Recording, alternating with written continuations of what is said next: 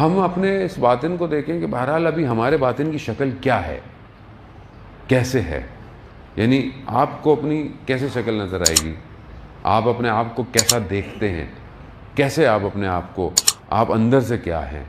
اور یہی جو اندر ہے، جب انسان مرتا ہے نا تو وہ جو اندر ہوتا ہے نا وہ سامنے آتا ہے. یعنی جس حالت میں آپ ہوتے ہیں اسی حالت میں آپ کا مواخذہ شروع ہو جاتا ہے. اگر آپ نے کسی پہ ظلم کیا، آپ کہتے ہیں نا جی یتیم کا مال کھایا، تو آپ نے آگ اپنے بطن میں ڈالی ہے، تو آگ مجھے اور آپ کو تو نظر نہیں آ رہی ہے، لیکن بطن آپ کے آگ سے ہوتا ہے، اور خدا نہ خواستہ اسی حالت میں مر گئے، آگ میں جلتے رہیں گے، ہمیں نہیں محسوس ہوگا.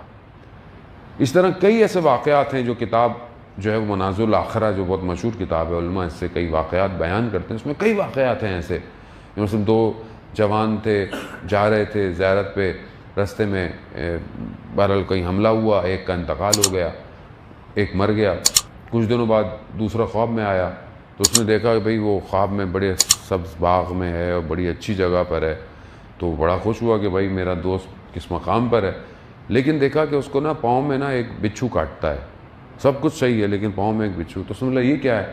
کہتا ہے یہ ہر روز مجھے کاٹتا ہے، مجھے بہت تکلیف ہوتی ہے. تو کہتا ہے کیوں؟ کہتا ہے میں ایک دن کسی دوست کے گھر کھانے پہ گیا تھا، تو میں نے ایک جو چاقو ہوتا ہے پھل کاٹنے والا، وہ مجھے اچھا لگا، تو میں نے بغیر اس کی اجازت کے چھپا لیا. کتنی قیمت ہے اس کی، کیا قیمت ہوگی اس کی؟ کہا چھپا لیا. کہتا ہے اب یہ وہ چاقو بچھو بن کر مجھے عالم برزخ میں روز تکلیف دے رہا ہے. تو کہا میں کچھ کر سکتا ہوں؟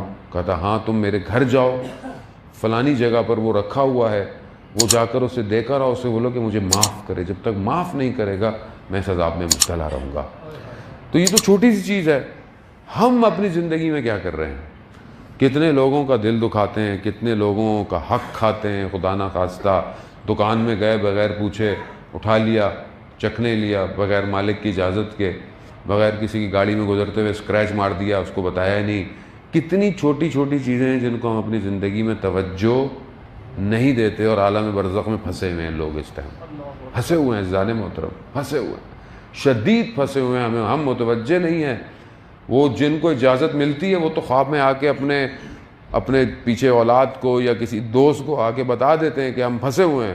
لیکن ہماری کیونکہ زندگی خود اتنی مادی ہے، ہمیں خواب بھی صحیح نہیں آتے، اور آتے بھی ہیں تو ہم توجہ ہی نہیں کرتے کہ سامنے والا کیوں پھنسا ہوا ہے.